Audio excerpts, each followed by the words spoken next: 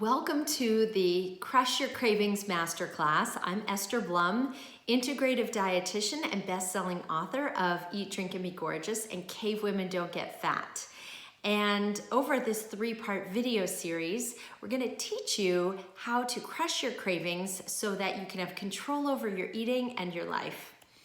So let's get started talking about protein. Now, in my 20s, I was extremely protein deficient. I was working out regularly. I was working a busy job in the hospital as a dietitian, as a clinical dietitian in the cardiology units. And I was exhausted all the time. I was moody, I was irritable. And here's what my diet looked like. I was having a bagel and cream cheese with coffee for breakfast or Cheerios and milk and taking my Centrum Daily Vitamin. And lunch was free cafeteria food because I worked for the hospital. So that meant beans and rice or lentil soup and a salad. And then I would fall asleep on the subway or bus home. And then dinner was pasta with vegetables.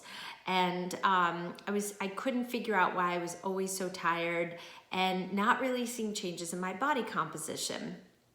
And it wasn't until, I went into functional medicine and really understood the metabolic effects of food that I was able to integrate what I'm going to teach you. And now, fast forward, it's been over 25 years in this beautiful space of healing people through whole foods and understanding and teaching people how to understand how to fuel their bodies, as well as keeping up with clinically relevant research, that I can bring all of this to you and teach you not only how to crush your cravings, but how to get energy, how to build muscle mass, how to stay lean, especially through perimenopause, menopause, postmenopause, and all the years beyond. So you're gonna really wanna pay attention to this. And after the third video, you're going to be able to take home a special bonus from me. So make sure that you're watching all three of these and you're gonna just absolutely love it and gain so much in your own life. So first things first, here are some of the foundations of protein. Most of us are eating what is called adequate protein, but we are not eating optimal protein, and there is a huge difference. Adequate protein means that you are maybe maintaining your muscle mass, you're kind of eating enough to get by, and as you age, however, we develop what's called sarcopenia. This is something your doctor will never tell you. That is pretty much the most important piece of aging, which is that if you don't eat optimal amounts of protein as you age, you will do the following. Number one, you will lose muscle mass. Every year you will trade a pound of body fat for a pound of muscle. So body fat will displace your muscle tissue. So even if you look, skinny and lean, you can actually be fatter than you were before because your body fat percentage will incrementally increase each year. Number two, you will be at far greater risk for osteoporosis, especially as your estrogen levels decline as you go through menopause. You put yourself at tremendous risk for osteoporosis. So making sure that you have enough muscle tissue and optimized muscle tissue, which starts in your diet. Abs are built in the kitchen. So once you start doing this regularly, you will keep and maintain and build muscle mass. But if you don't, you are absolutely at risk for osteoporosis. You're also at risk for falls when you're older because we now know, with brittle bones is usually accompanied by less muscle mass, and with less muscle mass, it's easier to fall, you're not as strong, your balance may be off, so it puts you at much greater risk for falls and having a higher mortality rate. So there's a much greater correlation with longevity with higher muscle mass than there is without it. And so you wanna make sure also that you're getting enough protein to prevent what's called type 3 diabetes. Now, type 3 diabetes is Alzheimer's, and it's often caused by insulin resistance and poor blood sugar management. Well, eating enough dietary protein is one of the best ways to improve blood glucose management and keep your mental acuity, keep your mental focus going. And, I don't know about you, but mental focus to me is very important just on the day-to-day to be able to do my job. Now, another great benefit of protein is that it's going to level out your blood sugar, as I just mentioned, which means that, number one, you build lean muscle mass. Number two, you sleep so much better. A lot of the times when we wake up in the middle of the night, it's because our blood sugar plummets and our cortisol shoots up as a result. Cortisol is a stress hormone that puts us in our fight or flight state. A little cortisol is good, like during exercise or to wake you up and get you out of bed in the morning. But throughout the day, we want our levels to decline so that we can fall asleep and have good restful sleep. But if your blood sugar is spiking and crashing all throughout the day, chances are you're gonna have a lot of sleep issues later on at night and wake you up, and that will help you pack on body fat as well. So protein can offset that. Protein is also the only nutrient that shuts off the hunger mechanism in the brain. I'm gonna repeat that. It is so important. Protein is the only nutrient that shuts off the hunger mechanism in the brain. So if you are getting enough dietary protein, you are going to have mastery over your metabolic domain. You are not going to be craving. Imagine your life if you didn't crave sugar, if you didn't crave sweets.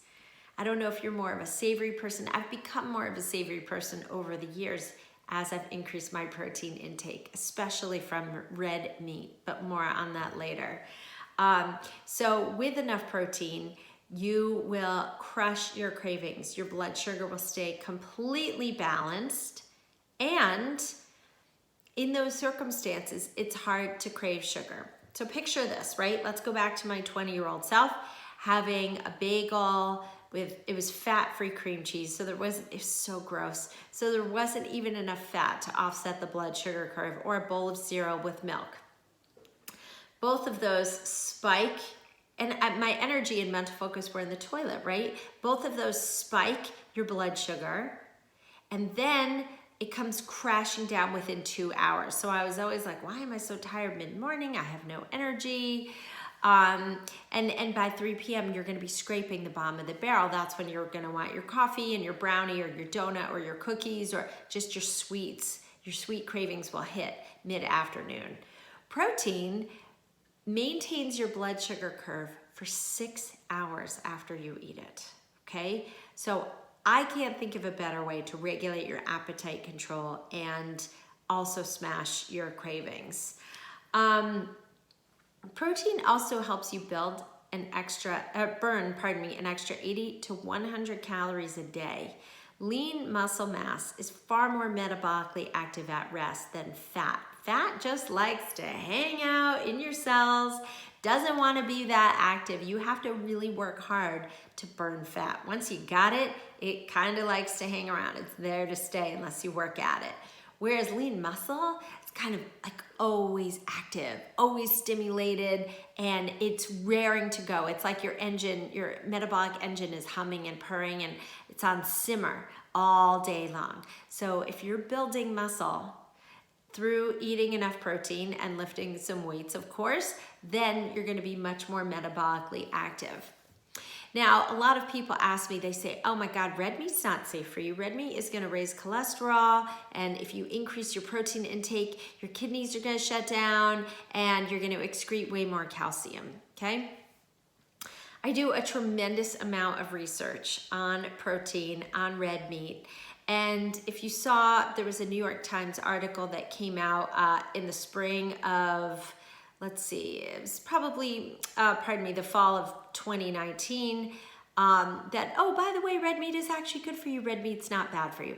That is because the data that has skewed the bias against red meat is extremely outdated, okay? And not only that, but it's outdated because the numbers, in the data were not accurate. And so researchers went back and looked at the data and noticed it was incredibly flawed.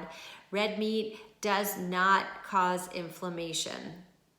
Sugar and processed carbohydrates do. There's a big difference there. Red meat does not cause inflammation. Grass-fed has a much better nutrient profile than red meat, but red meat is one of the original superfoods. It has zinc in it. It has B12 in it. Both of those are critical nutrients for hormone balance, for fertility, for immune function. It's incredible what those two nutrients alone can do for you. Red meat also fights cravings. When you're eating a lot of red meat, you will not have the cravings that you normally do. Red meat has good quality saturated fat, which we actually need in the diet. We need saturated fat. Where we get into trouble is with a lot of vegetable oils and processed junk oils and poor quality oils. So eat your red meat, okay? It's not gonna raise your cholesterol. What's raising your cholesterol and your triglycerides are processed carbs and sugars and too much stress, okay? And also red meat and protein is not gonna shut down your kidney function. Your kidneys adapt to a higher protein intake, okay? So have peace of mind around this. Unless you have a wicked case of gout or you have kidney failure, then we need to watch your protein intake. Other than that, if you are a healthy individual, you're physically active, your blood tests are fine, and you can get your inflammatory markers checked, you should be able to tolerate animal protein. So here's how we're gonna do this. Here's how we're gonna calculate out your protein intake, okay? Your protein intake should be 1 gram per pound of body weight. 1 gram per pound of body weight. So if you are 150 pounds, you should eat 150 grams of protein. There are 7 grams in an ounce of protein. So 150 divided by 7 is 21 ounces of protein per day. That is over a pound a day. So that means that you need to eat 5 ounces of protein 4 times a day. So if you don't want to do the math and you say, this is confusing, I don't feel like doing it, just know this. If you have 4 to 6 ounces of protein 4 times a day, you will meet your protein needs. Most people have a hard time getting enough protein. Nobody ever says, woo, I binged out on half a cow last night. But lots of people say, wow, I ate an entire sleeve of Oreos or crackers or an entire bag of potato chips, or they've snorted an entire line of chocolate chips off the counter. They mainline chocolate, right? Nobody's binging out on protein. That's because, why? Memory check. Because protein is the only nutrient that shuts off the hunger mechanism in the brain, okay? So let's do a little recall here. We know that we need protein at every meal. We know that the average adult needs at least 4 to 6 ounces of protein 4 times a day. If you're intermittent fasting, then, get in the protein that you can. Always be working towards that goal. And you want to make sure that you're getting protein from animals. Eggs, and eat the yolk. The yolk has choline, which is so important for brain function. Eggs, turkey, buffalo or bison, chicken, fish, and I buy my seafood a lot of times from either Wild Planet or Vital Choice, which I can order online. Wild Planet, get Whole Foods. Shellfish, responsibly farmed or sustainable shellfish as well. If you tolerate dairy, you could do cottage cheese, you could do Greek yogurt. You can do whey protein. I'm not as in love with protein powders because drinking your protein usually means adding a ton of fruit with it to make it taste good, and that can rock your blood sugar up and down. But if it works for you, do it, or add protein powder to your cottage cheese if you want, or to your yogurt. Lamb, elk, I believe I said beef already, but all of these red meats, wild game, we cooked rabbit last night in my house. All of these are amazing, amazing proteins for you. What if you're vegan? What if you're plant-based?